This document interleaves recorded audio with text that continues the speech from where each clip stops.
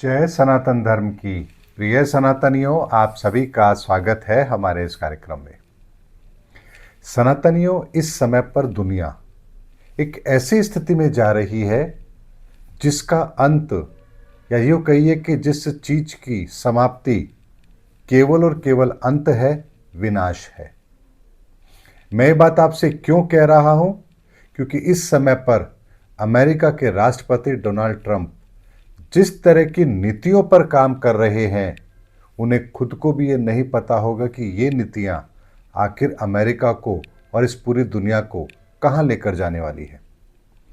सनातनियों, मेरी बात आपको बड़े आराम से समझ आएगी यदि आप अंत तक मेरा ये वीडियो देखेंगे तो। और ये चिंता का कारण इसलिए भी है क्योंकि ये हम सबके जीवन से जुड़ा हुआ प्रश्न है। अगर परिस्थितियां किसी के कारण से खराब हो रही है और उसको पूरी दुनिया को भुगतना है, तो ये छोटी बात तो नहीं हो सकती। सनातन, एक बात को समझिए, एक होता है असहमत होना यानी असहमति, और दूसरा होता है विरोध। असहमति जहां होती है वहां असहमति का सहमति में बदलना ये संभव है। ये प्रक्रिया कभी भी अनिष्टकारक नहीं होती है। लेकिन एक होता है विरोध। विरोध की समाप्ति अंत में ही जाकर के होती है, यानी कि अंत ही उसका आखिरी पड़ाव है। विरोध करने वाला जब तक स्वयं का अंत ना कर ले या सामने वाले का अंत ना कर दे, तब तक वो रुकता नहीं है। और यही प्रक्रिया इस समय पर दुनिया में शुरू हो चुकी है, जहां असहमति की जगह अब विरोध की राजनीति, विरोध की प्रक्रिया और विरोध को ही सर्वमान्य स्वीकृति मिलने लगी है। इसीलिए विरोध का जो अंत है, उसकी जो समाप्ति है, वो दूसरे के अस्तित्व की समाप्ति के साथ ही संपन्न होती है। मेरी बात आपको बहुत आराम से समझ आएगी, बड़े ध्यान से समझिए। दुर्योधन पांडवों का विरोधी था, उनसे असहमत नहीं था, उनका विरोधी था। लेकिन पांडव दुर्योधन से असहमत थे। यानी अगर दुर्योधन सही काम करता तो पांडव कभी भी उसके विपक्ष में नहीं जाते। यानी ये नहीं कहते कि नहीं, हम ऐसा नहीं मानेंगे। यानी वो दुर्योधन की नीतियों से असहमत थे, लेकिन दुर्योधन के विरोधी नहीं थे। लेकिन दुर्योधन पांडवों से असहमत नहीं था, वो पांडवों का विरोधी था। असहमत होता तो भगवान श्री कृष्ण के 5 गांव मांगने पर उस सहजता के साथ वो प्रस्ताव स्वीकार कर लेता, क्योंकि उसका उद्देश्य हस्तिनापुर का राज्य हासिल करना था, ना कि पांडवों को तकलीफ देना। ऐसे में उसका असहमत होना यहां पर नहीं दर्शाता है, बल्कि विरोधी होना दर्शाता है। और जब वो विरोध कर रहा है तो वो अपने सामने वाले को लेश मात्र भी कुछ देने को तैयार नहीं होगा। और उसका परिणाम यह होता है कि जो विरोध करने वाले होते हैं वो या तो स्वयं का अंत करते हैं या दूसरों का अंत करके मानते हैं। अब इसी बात को दूसरे तरीके से समझिए। भगवान राम और रावण वो विरोधी नहीं थे, एक दूसरे से असहमत थे। यानी कि रावण का जब अंत हुआ तो रावण भी हाथ जोड़ के राम को प्रणाम कर रहा है और कह रहा है कि मैंने आपको पहचानने में बहुत देर कर दी। वहीं राम भी अपने छोटे भ्राता को रावण के पास भेज रहे हैं, जाओ शिक्षा लेकर के आओ। वो बहुत विद्वान आदमी था। आप देखिए, असहमति थी दोनों के बीच में, विरोध नहीं था, तो अंतिम समय में भी दोनों एक दूसरे का आदर कर रहे थे। यह होता है असहमत और विरोध। इसके बीच के फर्क को आपको समझना पड़ेगा। अब इस बात को आज के हम प्रैक्टिकल अप्रोच के साथ देख लेते हैं। हिंदू धर्म के अंदर कहीं भी विरोध दर्शाया ही नहीं जाता है, बल्कि असहमति होती है। जैसे मान लीजिए, हम इस्लाम की नीतियों का विरोध नहीं करते, हम उससे असहमत हैं।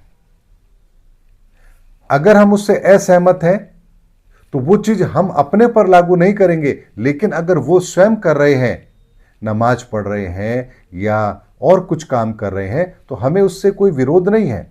आप करिए, आपको अच्छा लगता है, हमें कोई दिक्कत नहीं है। लेकिन हम आपकी इस बात से असहमत हैं, यहां आप अपनी असहमति दिखा सकते हैं। लेकिन अगर किसी बात पर, उनकी किसी अच्छी चीज पर हम सहमत होते हैं, तो हम अपनी स्वीकार्यता भी वहां उनको जरूर देंगे। लेकिन कट्टरपंथी विचारधारा के जो लोग हैं, जो इस्लाम के अंदर भी हैं, हिंदुओं में भी हैं, इस्लामिक की मैं बात करूं तो वो कहते हैं हिंदू धर्म यानी वो काफिर हैं, जहां मिले उनको खत्म कर दो। आपको अगर कहीं मंदिर मिलता है, पूजा स्थल मिलता है, अपने धर्म के अलावा कहीं कोई चीज मिलती है, तो उसे समाप्त कर दो। तो ये असहमति है या विरोध है? अगर ये असहमति होती तो आप किसी बात को लेकर के असहमत हो सकते हैं, लेकिन जैसे आपको उसका उत्तर मिलता है, आप सहमत भी हो जाएंगे। लेकिन वो असहमत नहीं है, वो विरोध करते हैं। और विरोध जब करते हैं तो उन्हें सामने वाले की समाप्ति चाहिए, उससे कम में उनको कोई फर्क पड़ने वाला ही नहीं है। उनका अंतिम लक्ष्य अपने विरोधी का खात्मा होता है। इस बात की गंभीरता को और समझिए। हम हिंदू संस्कृति को मानने वाले लोगों ने, हमने रसखान को भी, हमने कबीर को भी, हमने उन्हें अपने शास्त्रों में स्थान दिया है। हमने उनका विरोध नहीं किया। अरे ये तो दूसरे धर्म से आते हैं, अगर ये भगवान की बात कर रहे हैं, धर्म की बात कर रहे हैं, तो हम कैसे स्वीकार करें? इनका धर्म तो कुछ और है। नहीं, जहां उन्होंने ईश्वर की बात की, परमात्मा की बात की, शास्त्र संबद्ध बात की, तो हमने उन्हें स्वीकार किया, चाहे फिर वो इस्लाम को मानने वाले उस पंथ से ही क्यों ना आते हों। लेकिन क्या इस्लाम को मानने वाला कोई व्यक्ति तब तक किसी व्यक्ति को मानेगा जब तक वो व्यक्ति इस्लाम स्वीकार ना कर ले? यानी अगर हिंदू संस्कृति के अंदर कोई व्यक्ति अच्छी बात कर रहा है, धर्म की बात कर रहा है, तो क्या इस्लाम को मानने वाला कोई उसे स्वीकार करेगा? नहीं करेगा। क्यों नहीं करेगा? क्योंकि वो विरोध करते हैं, असहमति नहीं दर्शाते हैं। सनातनी उस बात की गंभीरता को समझिए कि असहमति क्या होती है और विरोध क्या होता है। और ये दोनों चीजें जब शुरू होती हैं तो हमें कहां लेकर के जाती है?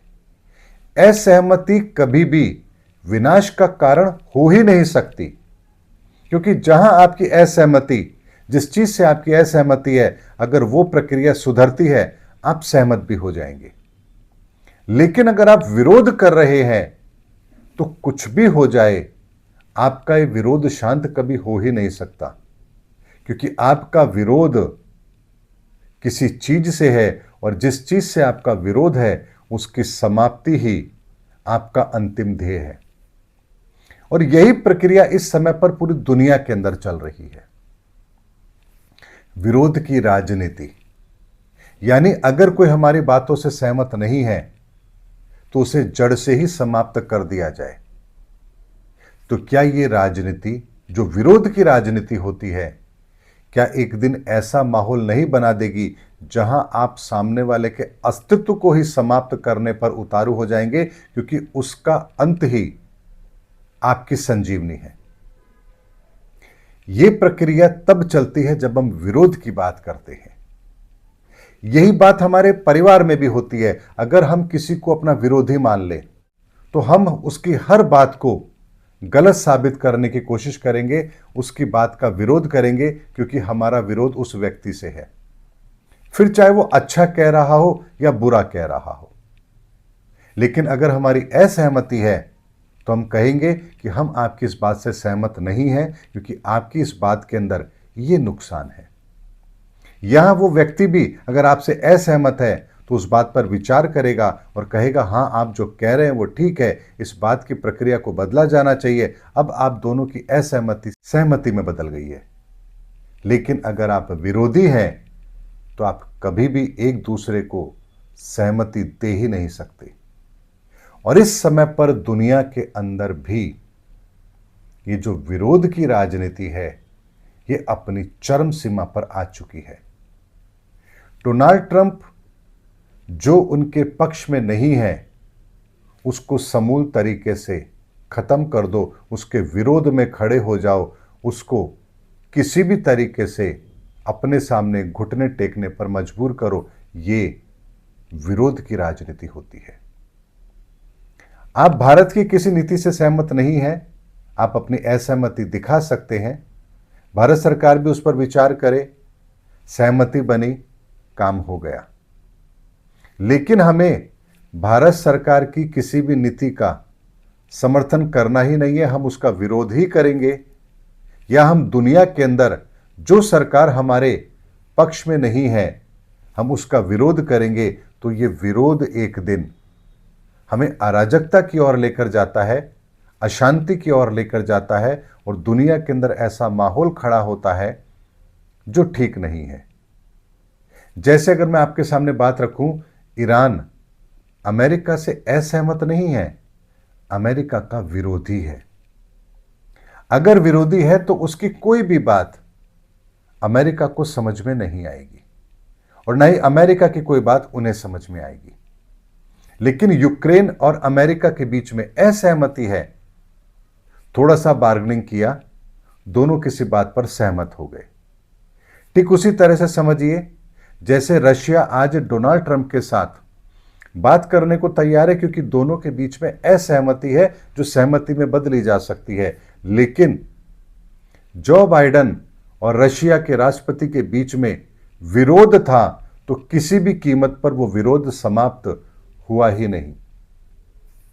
इसी कारण से इस समय पर वर्तमान के अंदर जो दुनिया के राष्ट्राध्यक्ष हैं वो अब विरोध की राजनीति करने लगे हैं, और ये ऐसा अंतहीन शुरुआत है जिसका समापन केवल और केवल अपने दुश्मन के खात्मे के साथ ही होता है।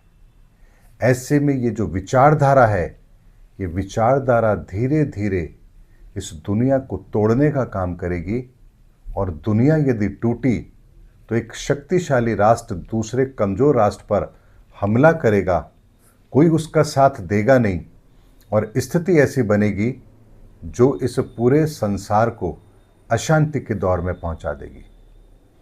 सनातनियों एक बात को समझिए कि कोई बात ऐसी होती है जिसे हमें आरंभ में समझना होता है, अंत के समय पर आप उसको समझेंगे तब तक बहुत देर हो चुकी होगी।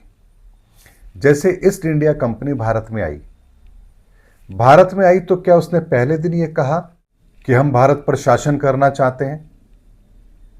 अगर वो ऐसा कहते तो कौन उन्हें भारत के अंदर पनाह देता?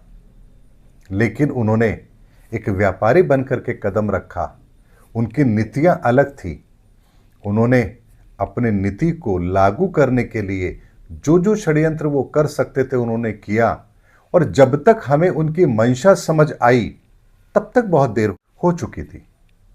ऐसे में वर्तमान के अंदर भी जो परिदृश्य अब बन रहा है दुनिया का, ये अगर हमें अभी समझ में नहीं आ रहा है तो इसका जब अंत समय आएगा, ये परिस्थिति जब अपना विकराल रूप ले चुकी होगी, तो समाधान हमारे पास होगा ही नहीं। इसीलिए वर्तमान के समय के अंदर दुनिया अब विरोध का समर्थन करने लगी है, यानी विरोध की नीति पर चलने लगी है। और विरोध की नीति पर चलना, चाहे वो परिवार हो, चाहे देश हो, चाहे समाज हो, चाहे आपका अध्यात्म हो, हर जगह पर ये चीज आपके लिए ठीक नहीं होती है। इसको अगर आप आध्यात्म के दृष्टिकोण से समझेंगे तो ऐसे समझिए जैसे आजकल शंकराचार्य ये भी विरोध वाला बयान देने लगे हैं। आप असहमत हैं, आप अपनी असहमति दर्शाइए, किस चीज पर असहमति है वो बात आप रखिए, लेकिन विरोध करना, विरोध के द्वारा अपनी बात रखना, ये कभी भी किसी भी कालखंड में ठीक नहीं रहा। ऐसा नहीं है कि ये बात यहीं पर आज लागू होती है, ये नियम सृष्टि के आरंभ से लागू होता है। जैसे एक उदाहरण आपको देता हूं सतयुग का भी। हिरण्याकश्यप नारायण का विरोध करता था, वो असहमत नहीं था, वो असहमत होता तो कहता कि मैं आपको सर्वशक्तिमान क्यों मानूं, आप मुझे प्रमाण दीजिए कि आप सर्वशक्तिमान हैं। तो ये असहमति हो सकती थी। जहां उसे प्रमाण मिलता उस बात को स्वीकार कर लेता। जैसे जब उसने प्रहलाद को मारने की कोशिश की, होलिका दहन हम जानते हैं, जब वो अग्नि से बच गया केवल नारायण के नाम के जाप से, तो हिरण्याकश्यप को समझ जाना चाहिए था कि नारायण कौन है। लेकिन चूंकि वो उनका विरोधी था, इसीलिए उसने किसी भी चीज को स्वीकार नहीं किया और अंत में उसने अपने अंत के साथ ही अपने इस विरोध को शांत किया।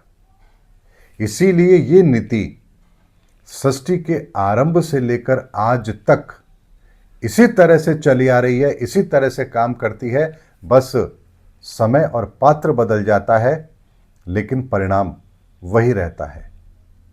राजा दक्ष का उदाहरण ले लीजिए, वो भगवान शिव का विरोधी था, भगवान शिव से असहमत नहीं था।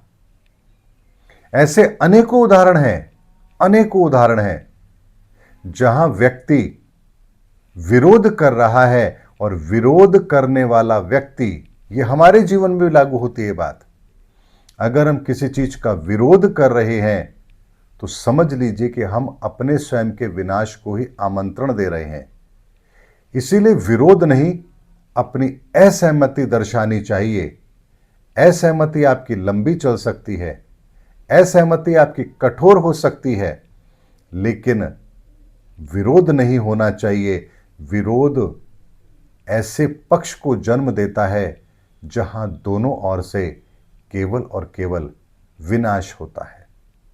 दुर्योधन ने विरोध की, राजनीति की, अंत स्वयं का भी हुआ और पांडवों की भी कोई कम क्षति नहीं हुई।